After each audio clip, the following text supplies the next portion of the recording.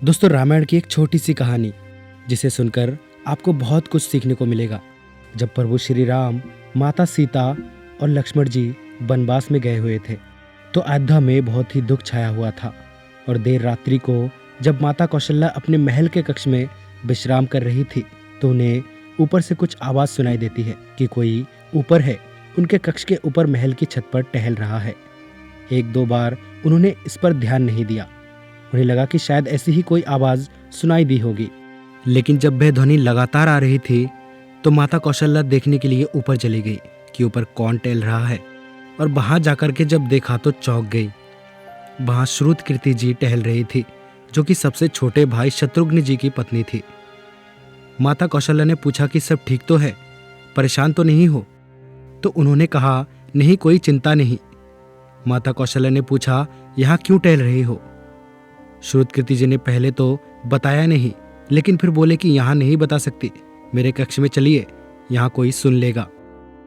जब कक्ष में आए तो श्रुतकीर्ति जी की आंखें नम हो गई। माता कौशल्या ने पूछा कि शत्रुघ्न कहाँ है? श्रुतकीर्ति जी ने कहा कि उन्हें तो देखे हुए 13 वर्ष बीत गए हैं। माता कौशल्या इस बात को सुनते ही कांप उठी। तुरंत सेवक को बुलाया गया, पालकी तैयार करवाई और स्वयं बैठ गई। पालकी में देखने के लिए, नगर में घूमने के लिए, पता करने के लिए कि शत्रुघ्न जी आखिर है कहाँ। पूरे नगर को खोज लिया लेकिन मिले नहीं। तो अंत में अयोध्या का जो प्रवेश द्वार था, जिसके उस पार नंदीग्राम में भरत जी रहते थे, उस द्वार के अंदर की तरफ भीतर एक चट्टान रखी थी, जहाँ एक युवक जो उस चट्टान का सिरहाना बना करके लेटा हुआ था। अंधेरा छाया हुआ था, कुछ भी दिख नहीं रहा था, लेकिन माता कौशल्या को लगा कि यही है शत्रुघ्न। जब वहां पहुंचे तो देखा वाकई में वह शत्रुघ्न जी उस चट्टान के सिरहाने पे लेटे हुए थे।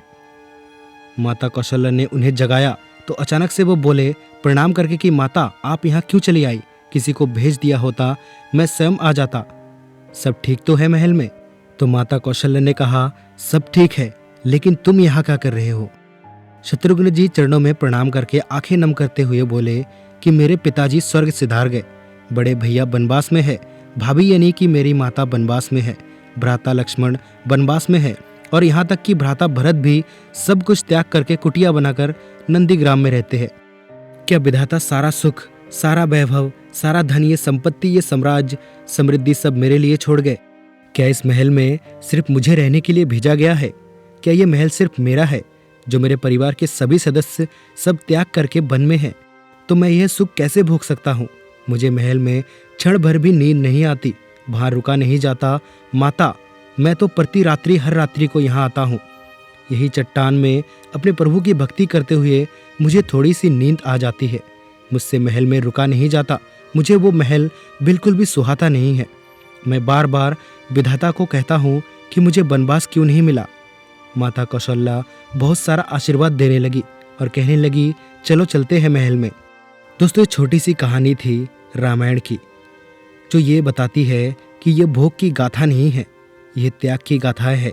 एक दूसरे से सबकी प्रतियोगिता चल रही है त्याग के मामले में। परिवार को अगर संभालना है, सहजना है, साथ रहना है, तो कई बार त्याग करना पड़ता है। अपनी इच्छाओं को, अपनी लालसा को, तभी परिवार को आगे आप ले जा सकते हैं। अगर आपको ये कहानी पसंद आई है तो इस कहानी को और भी लोगों तक पहुंचाएं। हमारे इस वीडियो को लाइक करें और शेयर करें, ताकि यूट्यूब हमारे वीडियो को और भी लोगों को दिखाए। तो मिलते हैं आपको ऐसी ही और नई कहानी के साथ। तब तक के लिए जय हिंद, और हमारे यूट्यूब चैनल को सब्सक्राइब जरूर करें।